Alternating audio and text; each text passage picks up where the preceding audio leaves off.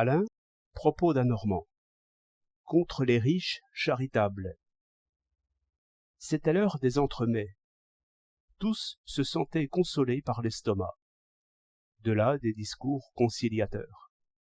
On y disait que ce malheur commun avait rapproché les pauvres et les riches, que les riches avaient senti, eux aussi, le poids de la nécessité, que les pauvres, de leur côté, avaient dû comprendre que ces fortunes accumulées n'étaient que des réserves pour les mauvais jours, où tout le monde pouvait puiser, que réellement les riches ne faisaient que gérer les biens des pauvres, qu'enfin les querelles politiques et les luttes de classe étaient bien loin maintenant, emportées à la dérive par cette eau purificatrice, et que c'était un grand mal sans doute, cette ruine de tant de biens, mais que le lien social en serait plus étroit dans la suite, et la fraternité plus vaillante et mieux éveillée.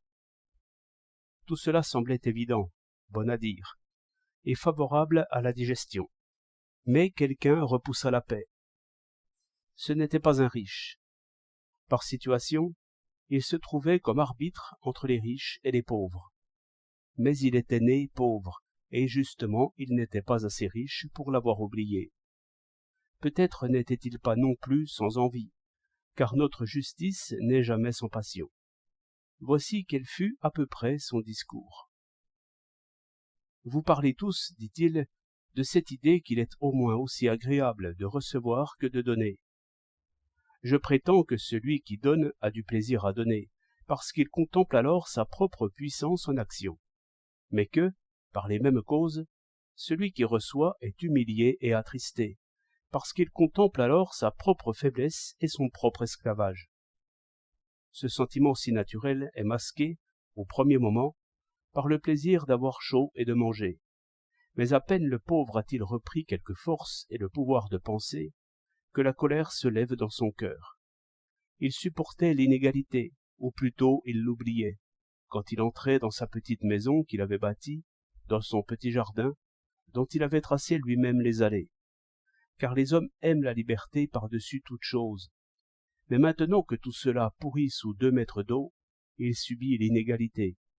Elle vient jusqu'à ses pieds, elle monte, elle le soulève, elle l'emporte. Il n'est plus qu'une épave qui flotte sur la fortune des riches.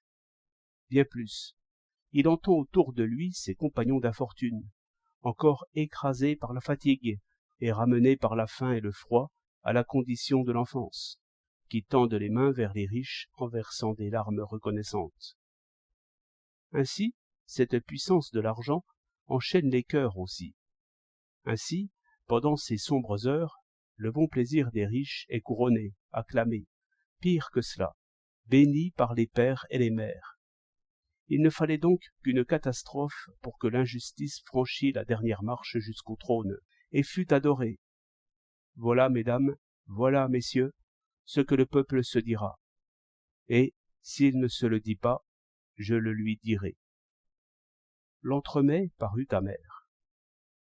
7 février 1910.